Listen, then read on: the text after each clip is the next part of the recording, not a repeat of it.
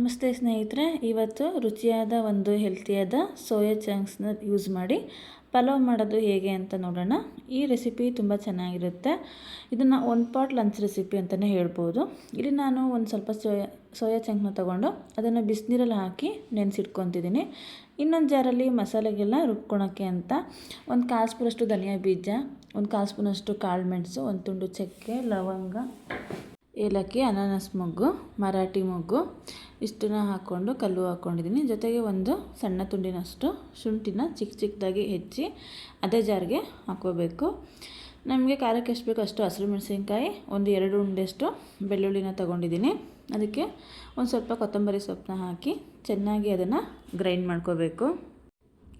ಇನ್ನೊಂದು ಸೈಡಲ್ಲಿ ಕುಕ್ಕರ್ ಇಟ್ಕೊಂಡು ಅದು ಕುಕ್ಕರ್ ಬಿಸಿ ಆದಾಗ ಅದಕ್ಕೆ ಸ್ವಲ್ಪ ಎಣ್ಣೆನ ಹಾಕ್ಕೊಂಡು ಸಣ್ಣದಾಗಿ ಹೆಚ್ಚಿಟ್ಕೊಂಡಿರೋಂಥ 2 ಈರುಳ್ಳಿ ಹಾಕಿ ಚೆನ್ನಾಗಿ ಬಾಡಿಸ್ಬೇಕು.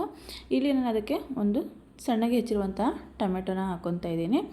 ಟೊಮೆಟೊ ಎಲ್ಲ ಚೆನ್ನಾಗಿ ಬೆಂದ ನಂತರ ಅದಕ್ಕೆ ಈ ರೀತಿ ಸೋಯಾ ಚಂಕ್ಸ್ನ ನಾವು ಇದು ಮಾಡ್ಕೊಂಡಿರ್ತೀವಿ ಅದನ್ನು ಈ ರೀತಿ ನೀರು ಹಿಂಡಿ ಎತ್ತಿಟ್ಕೋಬೇಕು. ಈಗ ಇಲ್ಲಿ ಟೊಮೆಟೊ ಬೆಂತು.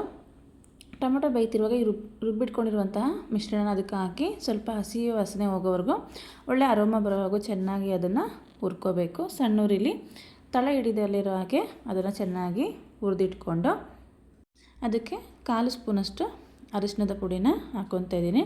ಅರಿಶಿನ ಪುಡಿನೂ ಅಷ್ಟೇ ಒಂದು ಸರಿ ಚೆನ್ನಾಗಿ ಬಾಡಿಸ್ಕೊಂಡು ಇಲ್ಲಿ ನಾನು ಕಾಯಿ ಹಾಲನ್ನ ಯೂಸ್ ಮಾಡ್ತಾಯಿದ್ದೀನಿ.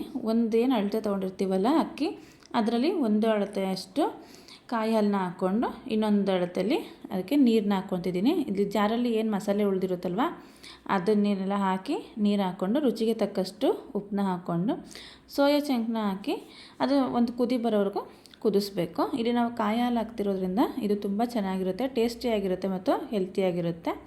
ಈಗ ತೊಳೆದಿಟ್ಟಿರುವಂತಹ ಅಕ್ಕಿನ ಹಾಕಿ ಒಂದು ಸರಿ ಚೆನ್ನಾಗಿ ಮಿಕ್ಸ್ ಮಾಡಿ ಲಿಡ್ನ ಮುಚ್ಚಿಬಿಟ್ಟು ಒಂದು 2ರಿಂದ 3 ವಿಷಲ್ನ ಕೊಡಿಸ್ಕೊಂಡ್ರೆ ಅಷ್ಟೇ ನಮ್ಮ ಒಂದು ಲಂಚ್ ಬಾಕ್ಸ್ ರೆಸಿಪಿ ರೆಡಿಯಾಗಿರುತ್ತೆ. ಸೋಯಾ ಚಂಕ್ಸ್ ಪಲಾವು ತುಂಬ ಚೆನ್ನಾಗಿರುತ್ತೆ.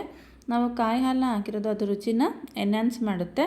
ಯಾವುದೇ ನಾನ್ ವೆಜ್ ಇಲ್ಲ ಅಂದ್ರೂ ಇದು ನಾನ್ ವೆಜ್ಗೆ ಸಮವಾದಂಥ ಒಂದು ರುಚಿಯನ್ನು ಮತ್ತು ಆರೋಗ್ಯಕರವಾದಂಥ ಫುಡ್ ಆಗಿದೆ. ನೋಡಿ ಎಷ್ಟು ಚೆನ್ನಾಗಿ ಕಾಣ್ತಾ ಇದೆ ಅಂತ. ಸೋಯಾ ಚಂಕು ಅಷ್ಟೇ ತುಂಬ ಸಾಫ್ಟಾಗಿ ಚೆನ್ನಾಗಿ ಬೆಂದಿದೆ. ಒಂದು ಸರಿ ನೀವು ಇದನ್ನು ಮಾಡಿದ್ರೆ ಮತ್ತೆ ಮಾಡ್ತೀರಾ.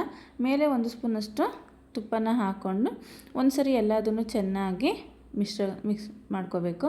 ನೋಡಿ ಎಷ್ಟು ಚೆನ್ನಾಗಿ ಕಾಣ್ತಾ ಇದೆ ಅಂತ. ಎಲ್ಲ ಹದವಾಗಿ ಹೊಂದ್ಕೊಡುತ್ತೆ. ಇವತ್ತಿನ ಲಂಚ್ ಬಾಕ್ಸ್ಗೆ ನಾನು ಈ ಸೋಯಾ ಚಂಕ್ಸ್ ಪಲಾವು ಅದ್ರ ಜೊತೆಗೆ ಒಂದು ಸ್ವಲ್ಪ ಕುಕುಂಬರ್ ಹಾಕಿದ್ದೆ. ಜೊತೆಗೆ ಒಂದು ಸಪೋಟನ ನೀಟಾಗಿ ಸಿಪ್ಪೆನ ತೆಗೆದು ಹೆಚ್ಚಾಕಿದ್ದೆ. ಇದಾಗಿತ್ತು ಇವತ್ತಿನ ಲಂಚ್ ಬಾಕ್ಸ್ ರೆಸಿಪಿ. ತುಂಬ ಹೆಲ್ತಿಯಾದಂತಹ ಒಂದು lunch box. Thanks for watching.